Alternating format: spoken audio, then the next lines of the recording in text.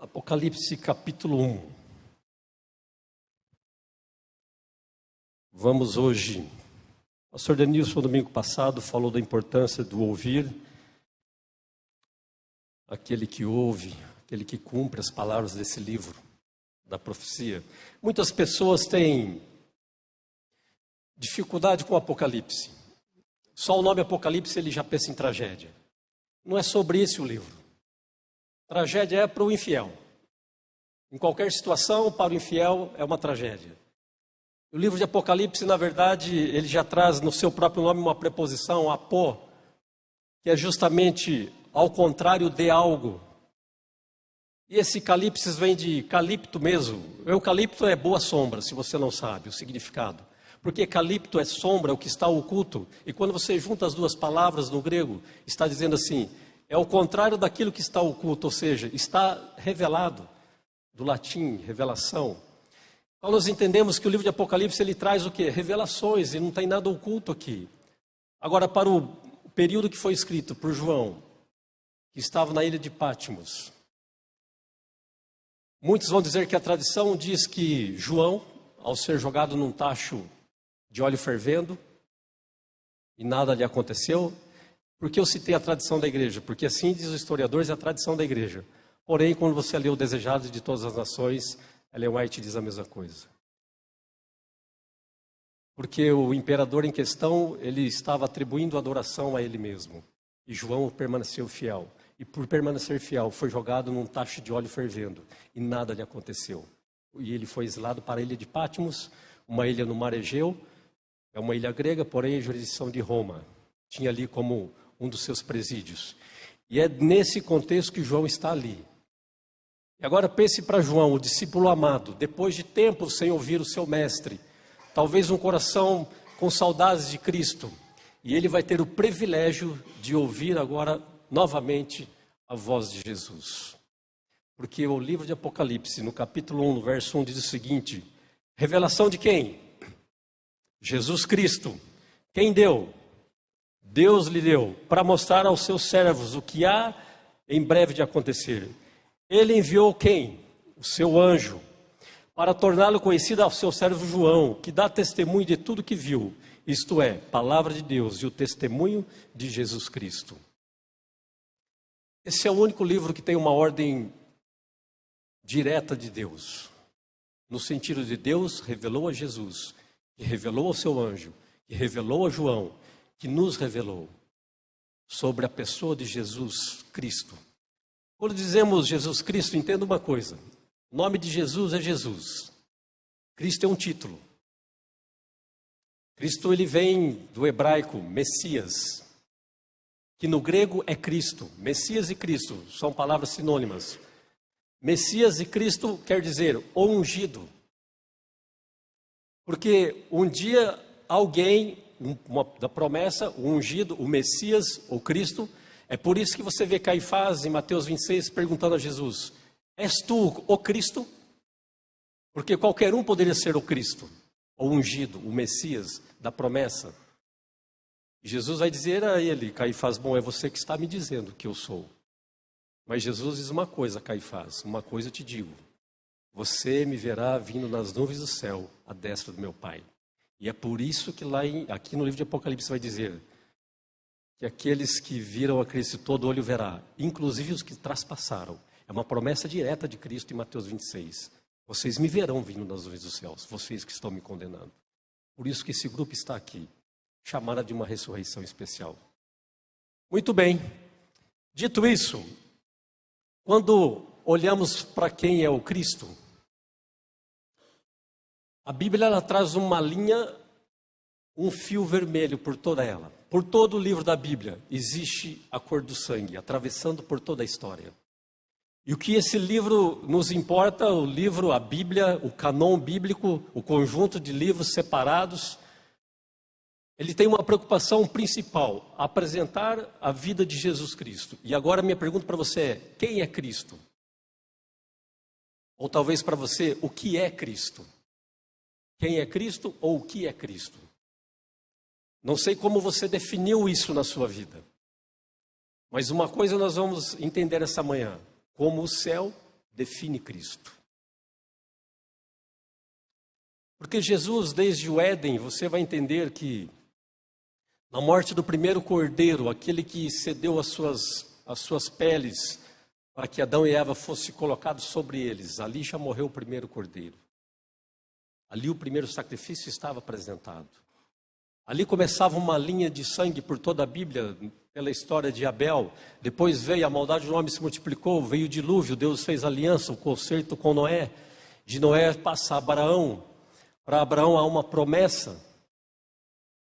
Deus diz a Abraão que faria dele uma grande multidão, e dessa multidão, agora Abraão gera Isaque. É provado na sua fé, Isaque permanece dentro da promessa. Gera Jacó, o homem que lutou com Deus, e por ter lutado com Deus, seu nome é mudado para Israel. Israel tem 12 filhos, se tornam as 12 tribos de Israel. As 12 tribos de Israel vieram até Salomão. Quando Salomão morre, Jeroboão e Roboão divide o povo agora. As tribos do norte e a tribo do sul. 10 tribos com Jeroboão, 2 com Roboão. Mas Judá e Benjamim representavam aqueles que permaneceram fiéis a Deus. Deus se aparta de Jeroboão.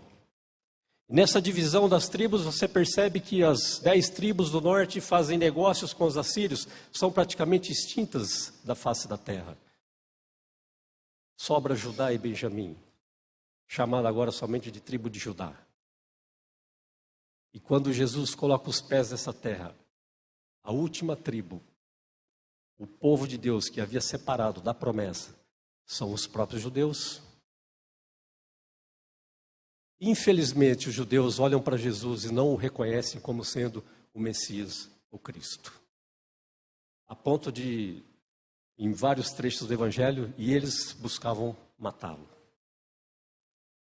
E assim foi. Jesus, em João capítulo 1, vai dizer: eu vim para os meus, mas eles me rejeitaram. E no momento que Estevão repreende, em Atos capítulo 7, os próprios judeus: vocês perseguiram os profetas, vocês mataram o Cristo. Eles apedrejam Estevão, e naquele momento a Bíblia vai dizer: e as suas vestes foram colocadas aos pés de um homem chamado Saulo. Ou seja, Jesus vai dizer agora: a partir de agora, não é mais privilégio de um povo escolhido. Agora basta o quê? Crer que eu sou o libertador. E Cristo veio para nos libertar do pecado. E agora o apóstolo Paulo começa a pregar o Evangelho. Não mais privilégio dos judeus. Por isso que os judeus tiveram tantos conflitos com Paulo. Por isso que Paulo foi tão açoitado, foi jogado em prisão. Paulo é um homem que passou por naufrágios, foi picado por serpente. Um homem perseguido, porém um homem o quê? Fiel. Eu disse tudo isso um pouco um resumo da história bíblica para você entender uma coisa na Bíblia. Na nossa rotina de estudos bíblicos, muitas perguntas surgem das pessoas. E eu digo: amigo, não é importante isso que você me perguntou. Não é para não te dar uma resposta, eu vou te responder. Mas esqueça isso. Não dispense tempo naquilo que não é importante, porque a própria Bíblia está dizendo: bom, o fio de sangue está aqui. O que não for relacionado à salvação do ser humano não nos importa. Porque ficam as perguntas: de onde veio a mulher de Caim? Amigo, o que muda na tua vida? E se ali ela estava, descendente de Adão e Eva, fique tranquilo. Mas quando o assunto é salvação, nada tem a ver. Então as perguntas, os questionamentos de algumas pessoas, e as pessoas quando olham para o Apocalipse, elas ficam eufóricas e afoitas, porque querem definir o tempo. Estamos vivendo o tempo do fim. Quanto tempo você acha, Capelati, que Jesus vai voltar? E ficam medindo por isso, por aquilo. Agora, claro, o planeta realmente, o ser humano está numa condição ladeira abaixo mesmo. Enquanto as pessoas buscam longevidade, a Bíblia nos mostra que o pecado ele é degenerativo. A linha ela é caindo, é descendente, não é ascendente. O ser humano, cada vez mais, a condição dele é pior. Geneticamente, sua alimentação, seus costumes, os valores colocados por Deus na Bíblia, todos eles estão sendo jogados por terra. Todos eles. Criação de filhos, sexualidade, relacionamentos, Tudo que é de bom e moral está sendo jogado por terra. Já foi jogado há muito tempo. Inclusive a própria lei de Deus, descartada. Agora João tem o privilégio na ilha de Patmos, ouvir a voz de Jesus. Acompanhe o capítulo 1 ainda, a partir do versículo 9. Eu, João, irmão e companheiro de vocês no sofrimento, no reino e na perseverança em Jesus, estava na ilha de Patmos por causa da palavra de Deus. Qual era o motivo do sofrimento aqui de João? A fidelidade a Deus. Vai somando algumas coisas na sua vida aí. Os homens da Bíblia, os homens que viveram com Deus, a sua maioria sofreu por causa da palavra de Deus, mas morreram fiéis. João continua dizendo: estava na ilha de Patmos por causa da palavra de Deus e do testemunho de Jesus. No dia do Senhor achei-me no Espírito e ouvi por trás de mim uma voz forte como de trombeta que dizia: escreva num livro o que você vê e envie a 7 igrejas: Éfeso, Esmirna, Pérgamo, Tiatira, Sardes, Filadélfia e Laodiceia. Voltei-me para ver quem falava comigo. Voltando-me vi 7 candelabros de ouro, e entre os candelabros alguém, semelhante a um filho do homem, com uma veste que chegava a seus pés e um cinturão de ouro ao redor do peito. Sua cabeça e seus cabelos eram brancos como a lã, tão brancos quanto a neve, e seus olhos eram como chamas de fogo. Seus pés eram como bronze numa fornalha ardente, e sua voz como o som de muitas águas. João ouviu a voz de Jesus, mas a voz de Jesus era um pouco diferente agora, porque agora ele estava diante de Jesus com o seu corpo glorificado. O que ele consegue comparar a Jesus é o que ele relata. Para que a gente entendesse hoje o que ele viu, ele começa a comparar com o latão, com o ouro, com o fogo, com a neve, mas diante dele estava o próprio Cristo agora, glorificado, na sua glória. Jesus se apresenta a João. Jesus sabia da importância para João, nesse momento, exilado na ilha de Patmos, como seria importante essa visita até João. Mas Jesus tem um plano para João. João dos discípulos é o único que vai morrer de morte natural.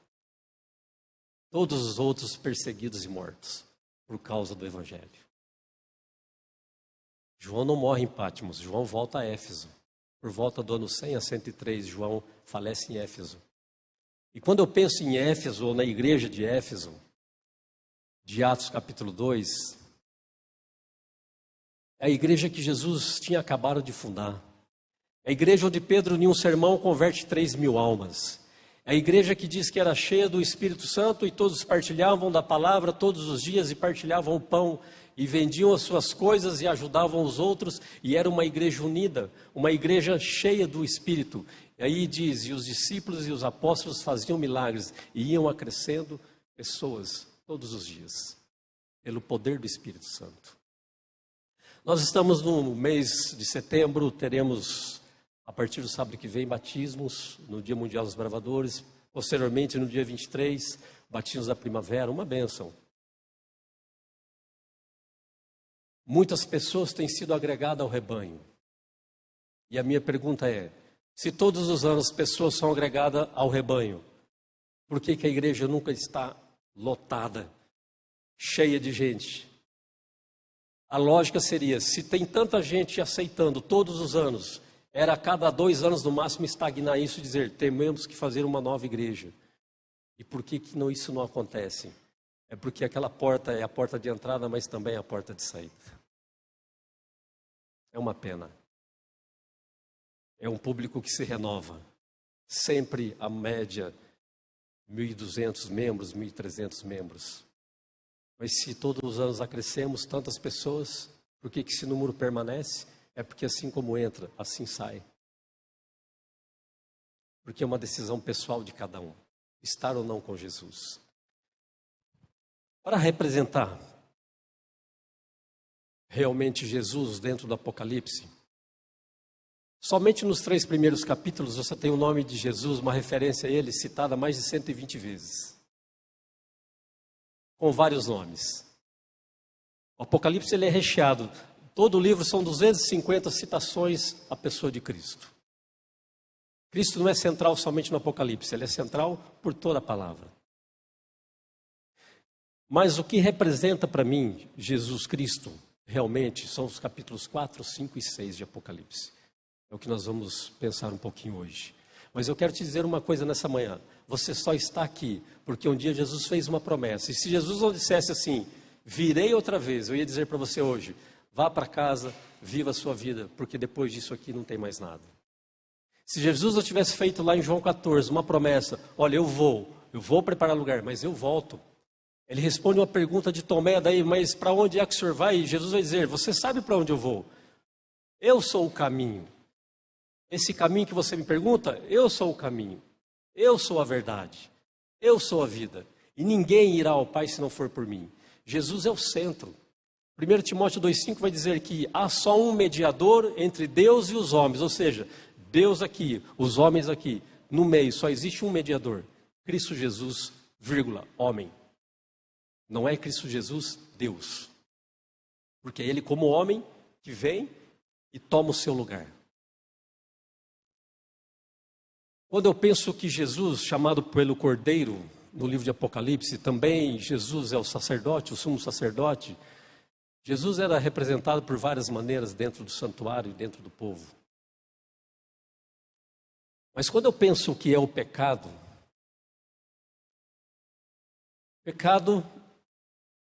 segundo Hebreus, vai dizer que sem derramamento de sangue não há perdão de pecados. Alguém deve morrer pelo seu pecado. Por quê? Porque a palavra de Deus em Romanos 6,23 vai dizer, o salário do pecado é o quê? A morte. Mas o dom gratuito, ou seja, a graça, é o quê? A vida eterna ainda. Como? Em Cristo Jesus. Toda vez que eu peco, se você voltasse no Antigo Testamento, cada pecado meu, um cordeiro deve morrer por ele. A mesma mão que afaga a cabeça do cordeiro é a mesma mão que afia a faca para imolá-lo diante do sacerdote. Cada vez que eu peco, é como se eu pegasse o cordeiro de Deus, que tira o pecado do mundo, e o ferisse. Cada pecado, atitude pecaminosa minha, é como você apunhalasse a Cristo, o cordeiro, alguém deve morrer pelo seu pecado. Para que a gente não tivesse apenas rebanhos de cordeiros nesse mundo, imagine esse planeta da maneira que está hoje, e nós temos que sacrificar ainda cordeiros. Jesus toma um lugar, porque tudo apontava no Antigo Testamento, tudo apontava para o Messias, tudo se cumpriria no Messias. Agora Jesus toma esse lugar do cordeiro. E a partir da morte de Cristo, Ele está dizendo, agora o meu sangue é suficiente para a tua vida.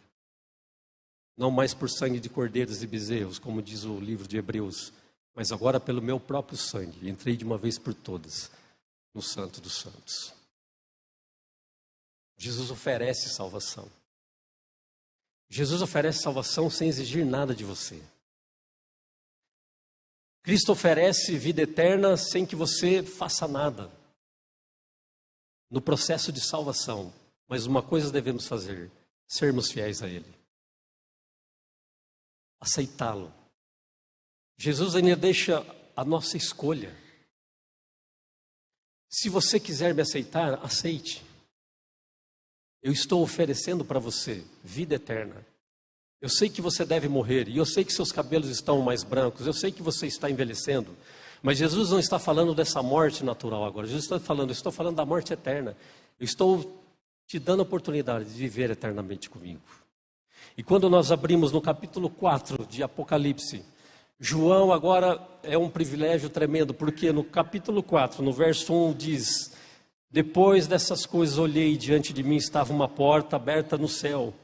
A voz que eu tinha ouvido no princípio falando comigo como trombeta disse, suba para cá e lhe mostrarei o que deve acontecer depois dessas coisas.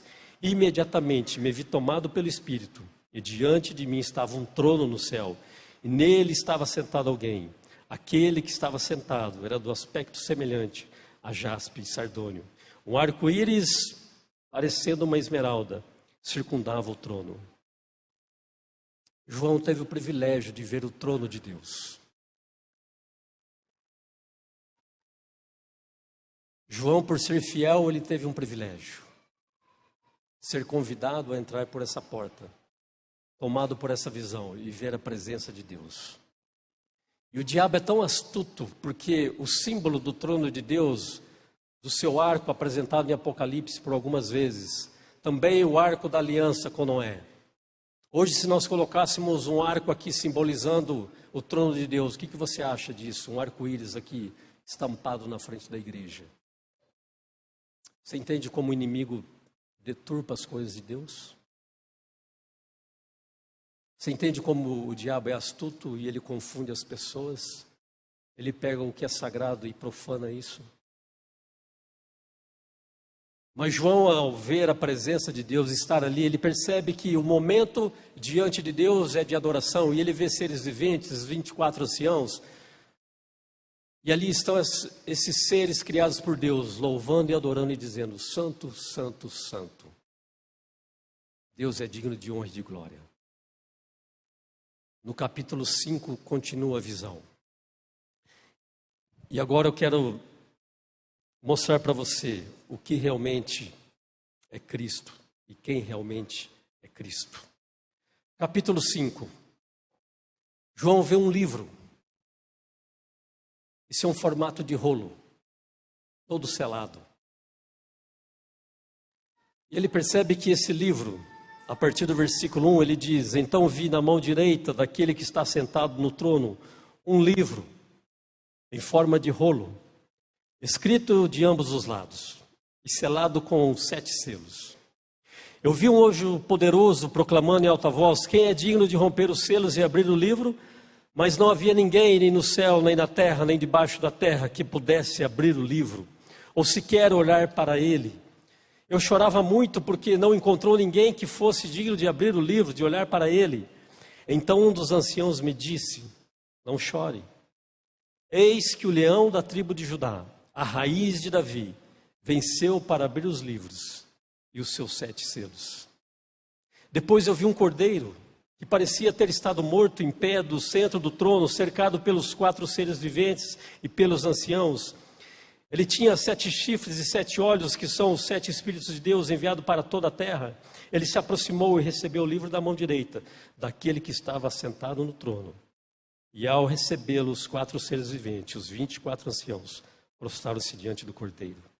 Cada um deles tinha uma harpa, taças de ouro cheias de incenso, que são as orações dos santos. E eles cantavam um cântico novo: Tu és digno de receber o livro e de abrir os 7 selos, pois foste morto e com teu sangue compraste para Deus gente de toda tribo, língua, povo e nação.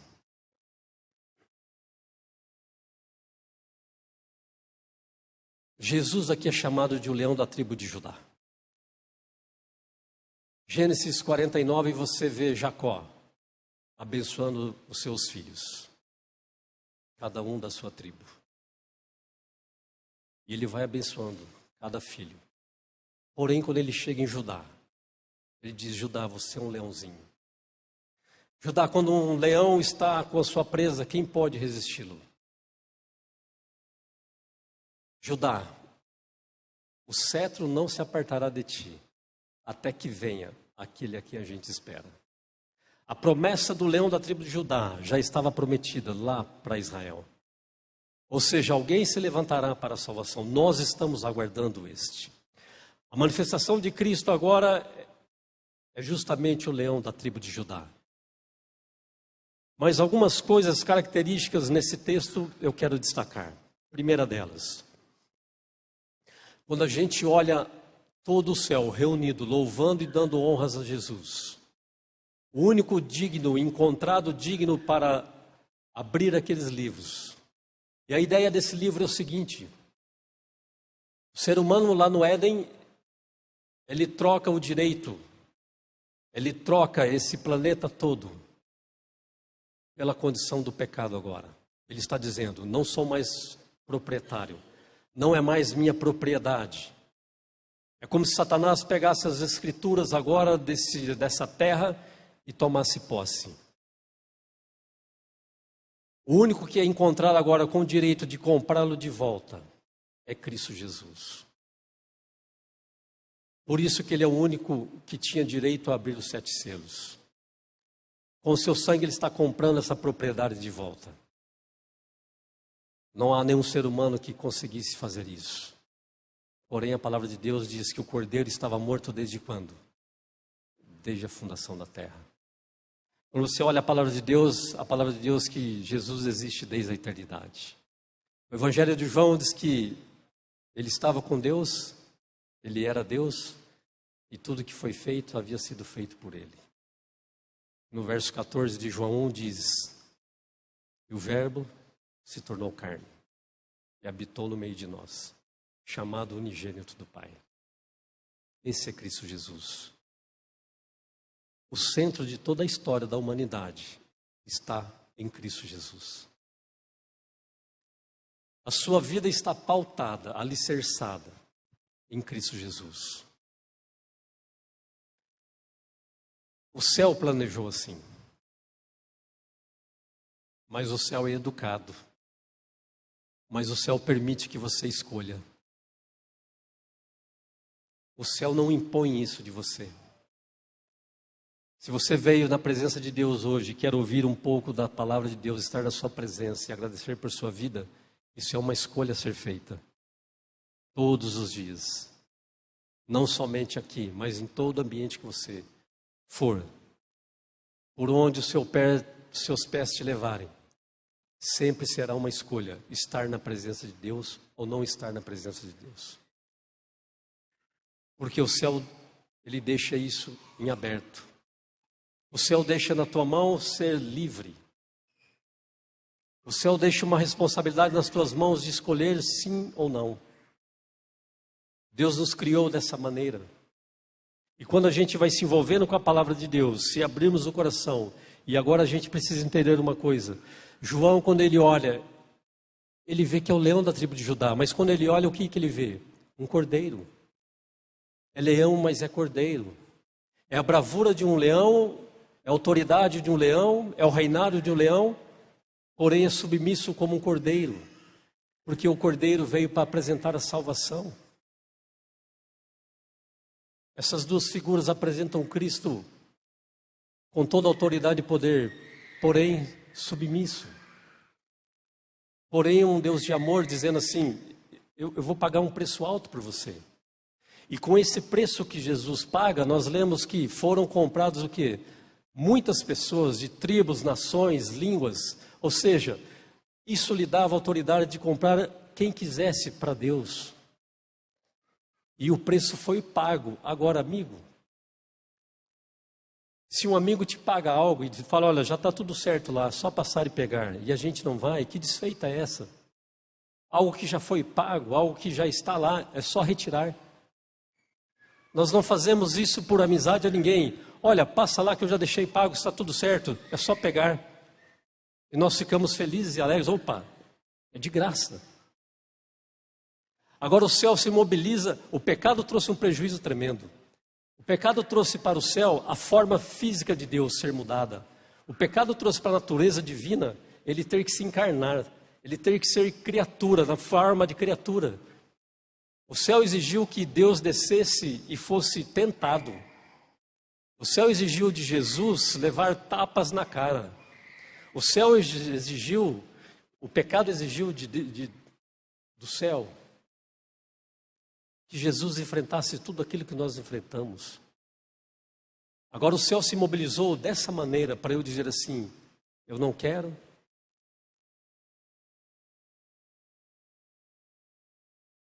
Não é inteligente. Não é inteligente abrir o livro de Apocalipse e ler aqui nas linhas finais que naquele dia descerá fogo e enxofre. Naqueles que não foram achados, com os nomes escritos no livro do Cordeiro.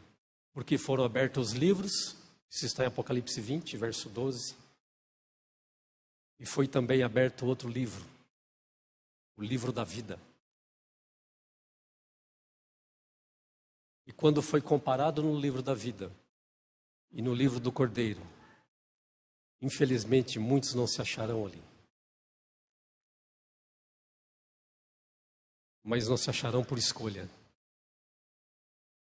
Nunca culpe a Deus pela situação que você está vivendo. Como eu disse, o diabo deturpa tanta coisa, que qualquer sofrimento a gente pergunta, por que Deus fez isso? Por que Deus permitiu isso? Não. O pecado quem coloca no mundo não é Deus. A morte quem coloca no mundo não é Deus.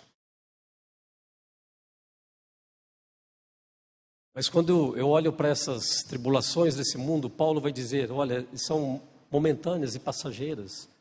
Eu estou de olho no que é eterno, não olhe para o que está diante dos seus olhos. Paulo diz, eu estou preocupado com aquilo que é eterno, com aquilo que não se vê. Mas para nós humanos não ver algo, não conseguir palpar algo, nos traz uma angústia, um sofrimento, porque a gente, aonde está essa promessa, onde está esse livramento? E eu quero dizer uma coisa para você. Deus valoriza a pessoa de Cristo. E o céu olhar para Cristo Jesus, os seres criados, os seres viventes, e ali as figuras dos 24 anciãos, todos aqueles louvavam a Jesus. O céu dá muita importância para quem é Cristo Jesus. E agora eu quero te perguntar, qual é a importância que você dá para Cristo Jesus? Porque o próprio Deus, o próprio céu, os seres criados, todas as criaturas criadas por Deus estão dizendo, louvado seja Ele, digno de honra e de glória. No ambiente celeste, agora nós temos uma visão pálida de quem é Deus. Acontece que você assiste a série The Chosen e acha um Jesus legal, simpático, que gostoso. Mas alguns ficam com essa imagem de Cristo.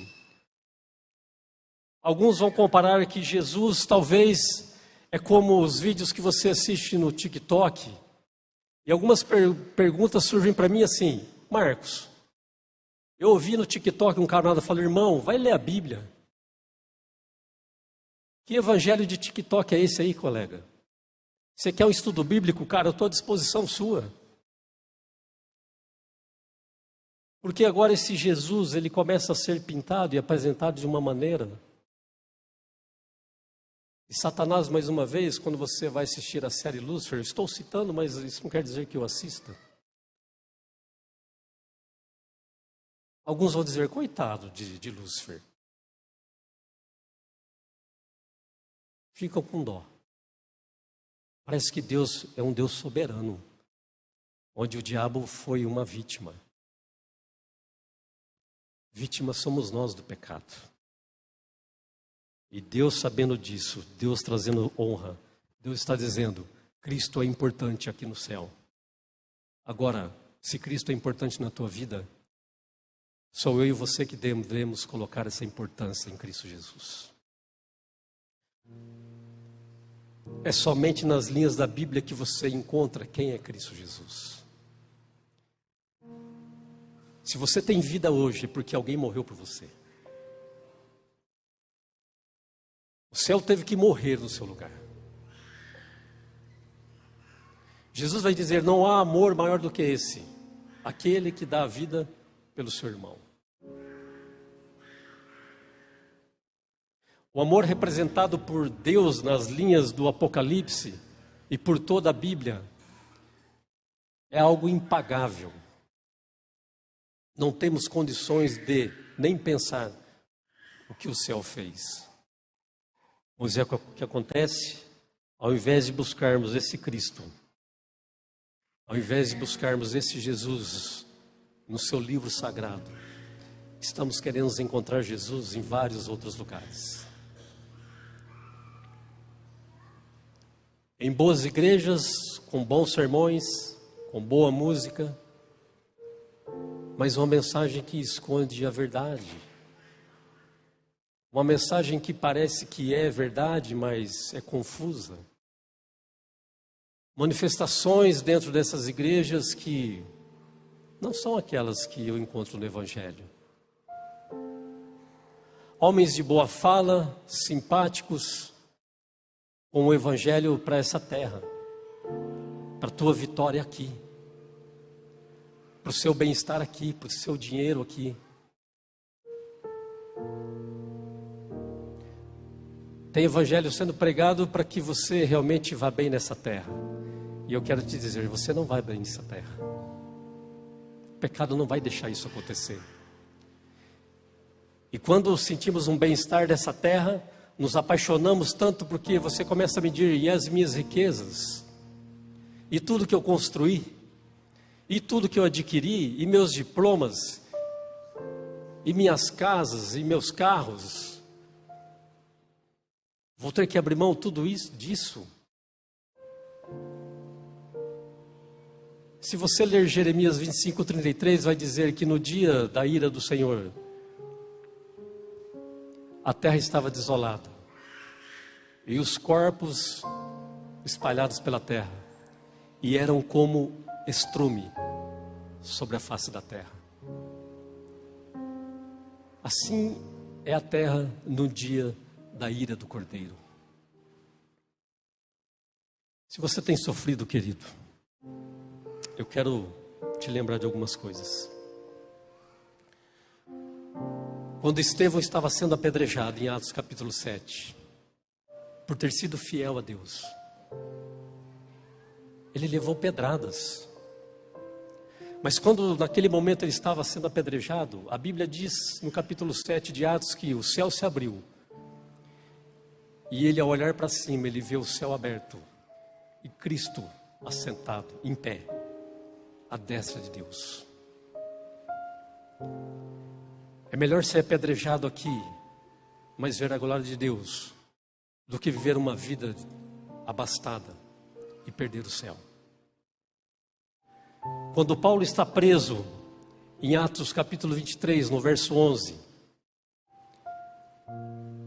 Paulo acabou de ser julgado, Paulo está aflito. Jesus aparece para Paulo. Mas você acha que Jesus apareceu ali para dizer assim: Paulo, eu vim te libertar da prisão? Jesus diz: Paulo, assim como você foi fiel a mim aqui, eu quero te pedir uma coisa: coragem. Seja fiel como você foi aqui, também em Roma. Porque Paulo iria para Roma agora, ser preso lá também. Você entende que pastor Daniel, nos domingos sobre Daniel, ele disse uma coisa muito importante para que a gente entenda: livramento não é ausência de problemas. Livramento é ter Deus dentro do problema. A presença dele é dentro da fornalha, é na prisão de Paulo, é no apedrejamento de Estevão. E agora, diante de João, Jesus está ali, na ilha de Patmos, revelando a João e dizendo: eu estou aqui com você, vou te revelar algumas coisas. No capítulo 22 de Apocalipse, um pouco antes de fechar o livro, no verso 7 diz assim: eis que venho em breve, feliz é aquele que guarda as palavras da profecia desse livro. No verso 12, eis que venho em breve, a minha recompensa está comigo, e eu retribuirei a cada um de acordo com o que fez. Verso 17, ao Espírito e à noiva, que é a igreja, dizem: vem. E todo aquele que ouvir, diga: vem. Quem tiver sede, venha. E quem quiser, beba de graça da água da vida. Esse é o Cristo que o céu nos apresenta. Jesus não é figura de uma pessoa legal. Jesus não é o seu resolvedor de problemas. Jesus não é aquele camarada que só aparece na sua oração no momento de angústia. Ele é teu Criador. E é o Criador dando a vida pela criatura. E você, como criatura, o que você quer? Beber da fonte da água de vida?